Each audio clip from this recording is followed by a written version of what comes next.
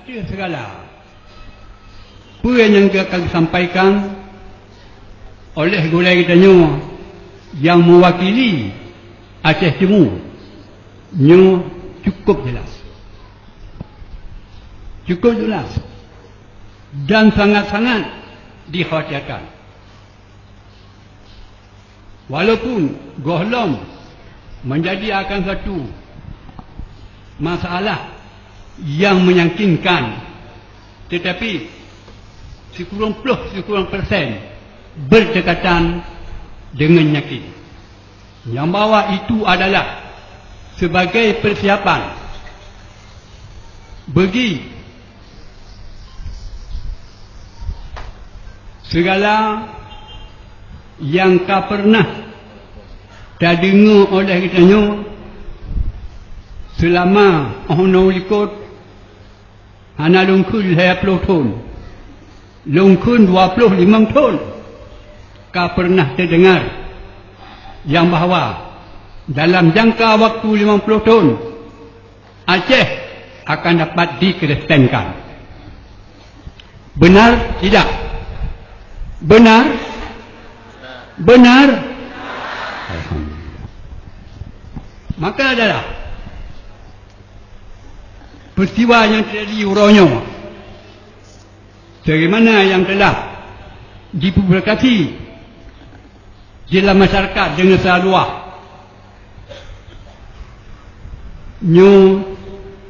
yang perlu oleh yang pertama pemerintah, yang kedua adalah ulama. Semasa golongan waktu 50 tahun kali dibentuk akan segala macam badan oleh pihak-pihak yang bermusuh dengan Islam, yang bahawa mereka-mereka yang memusuh Islam kan uronyo habis dia memusuh sampai kiamat dunia tetap bermusuhan. Nya kan kulun supaya kun si kun Quran walan tadha angkal yahudu walan nasara hatta tattabi'a millatahum.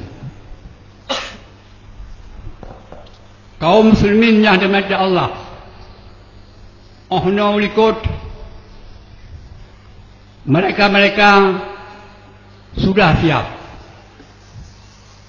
Ohno ikut mereka sudah siap, sudah dapat dikaderkan akan anak Aceh sendiri diatur pada bawah aliran yang di atas namakan Islam, apalagi aliran-aliran yang disebutkan khusus untuk pemurtadan. Berbicaralah kitanya dalam masalah-masalah pemurtadan orang Aceh bagi mereka yang sudah jelas sudah ada yang resmi menjadi orang Kristen. Akan tetapi banyak kader-kader lagi yang telah dikaderkan dari orang Aceh sendiri, cuma hanya menunggu waktu kapan sampai tembus dalam masyarakat. Perhatian, cuma menunggu waktu kapan sampai tumbuh dalam masyarakat. Maka untuk menembusi dalam masyarakat, inilah segala macam-macam yang didatangkan, bermacam-macam yang didatangkan dari luar negeri. Sondor ada permisi, sondor tahu daripada pemerintah di Indonesia pada umumnya, khususnya di Aceh.